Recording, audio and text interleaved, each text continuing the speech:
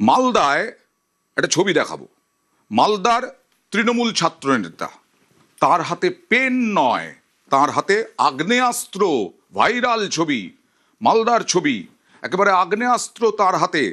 তৃণমূল ছাত্র নেতার হাতে আগ্নেয়াস্ত্র। শেখ রিয়াজুল। কথা বলবো প্রতিনিধি সেবকের সঙ্গে। সেবক, কে এই শেখ রিয়াজুল? একদমই দেখো, এই শেখ রিয়াজুল, যার ছবি ইতিমধ্যে ভাইরাল, যথেষ্ট হইচই পড়েছে জেলার রাজনীতিতে। শেখ রিয়াজুল মালদহের শামসি কলেজের ইউনিট সভাপতি পদে ছিলেন তৃণমূল ছাত্র পরিষদের। তিনি মালদহের রতুয়ার বাসিন্দা। মালতীপুরের বিধায়ক তৃণমূলের রহিম বক্সি তার ঘনিষ্ঠ, এমনটাই জানা যাচ্ছে। তার একটি ছবি ঘিরে হইচই পড়েছে, ইতিমধ্যেই তদন্ত শুরু করেছে পুলিশ।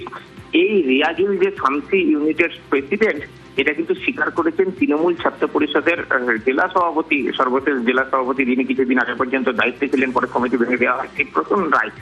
একই সঙ্গে তিনি বলছেন জেলা তৃণমূলের সভাপতি বিধায়ক আব্দুর রহিম বক্সি নাকি এই শেখ রিয়াজুলের নামে সুপারিশ করেছিলেন। তার ভিত্তিতেই তাকে শামসি কলেজে তৃণমূল ছাত্র পরিষদের ইউনিট প্রেসিডেন্ট করা হয়েছিল। আচ্ছা, তো অস্ত্র সহ ছবি প্রকাশ্যে আসছে। তৃণমূলের অন্দরেও কিন্তু যথেষ্ট অস্বস্তি। প্রাক্তন ছাত্র সভাপতি বলছেন পুলিশের মতো ব্যবস্থা নেবে, তার কিছু বলার নেই। দেখা যাক পুলিশ কি পদক্ষেপ করে। আর এই নিয়ে রাজনৈতিক তরজা তুঙ্গে।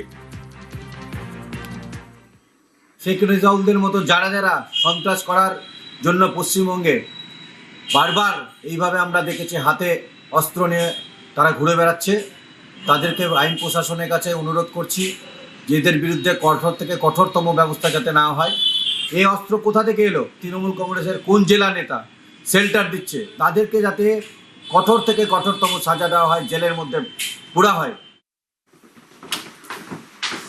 আমি যে সময় তৃণমূল ছাত্র পরিষদের সভাপতি ছিলাম, এই শেখ রিয়াজুলের নাম আমাকে সেখানকার বিধায়ক রহিম বক্সি সাহেব পাঠিয়েছিলেন তাকে কলেজের ইউনিট প্রেসিডেন্ট করার জন্য। আমি যে ছবিটা দেখলাম, সেই ছবিটা দেখে আমিও অবাকই হয়েছি। পুলিশ প্রশাসন আছে, দায়িত্বশীল প্রশাসন, তারা যেরকম ভাবে মনে করবে ব্যবস্থা গ্রহণ করবে।